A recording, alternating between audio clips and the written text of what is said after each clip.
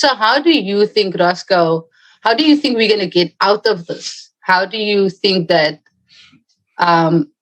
this is not going to happen in Western Cape? I know we as Western Cape people, we need to start helping our outside provinces and our neighbors. But what happens when it happens to us? How do we get out of this? Well, I think that the fundamental proposition of this discussion is the Western Cape safe. I'm going to have to be blunt and say, no, we are not. If you look at what's been happening over the last, let's say, 2 years with the emergence of parties like the CCC, it's been basically parties like that have been vessels for the grievance of people against a disconnected governance that people would rightly or wrongly feel hasn't really delivered for them. I think that it's a weakness in some political organizations, or rather the established political organizations, that they haven't really fundamentally connected with people through community work. I mean, there's the old trope that we only see political parties when it comes to elections, and then in between elections, we forget about them, or rather, we're not seen to be working in communities. From an ANC perspective, there's some structures that are more active than others, and the DA basically run it in autopilot, and that's given rise to smaller political parties that are watering down the body politic. So let's say, for example, the CCC, they have no viable program to take the masses and the poor forward and to have some program of upliftment. And that's something that an opposition ANC and a mainstream Democratic Alliance should be doing with the people.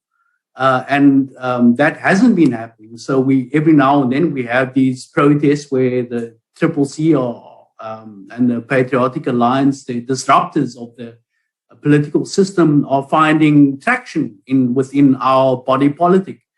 And I think what we need to do, it's an old trope when we say get back to basics, but the fundamental reconnection of society through community work, we have to be there in the organizations, in NGOs, NPOs, youth organizations, churches, sports clubs.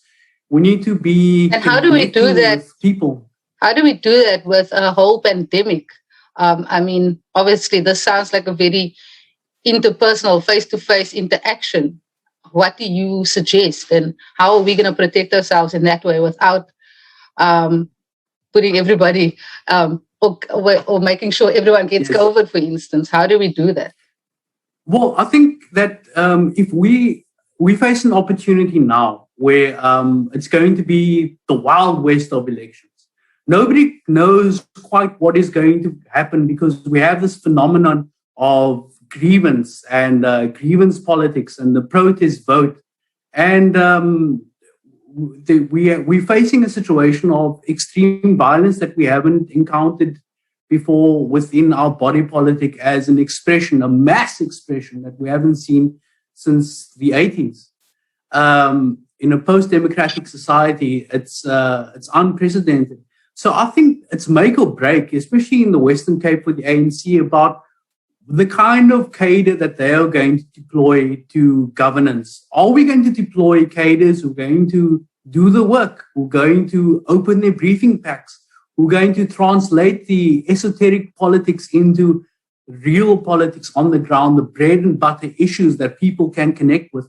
And then secondly, is the ANC and other political opposition parties and ruling parties going to be consistent in their engagement with people? That's the warning shot that people are issuing to the body politic at the moment. It's like we have to be there, because otherwise people will abandon not only political parties, but the political system as a whole.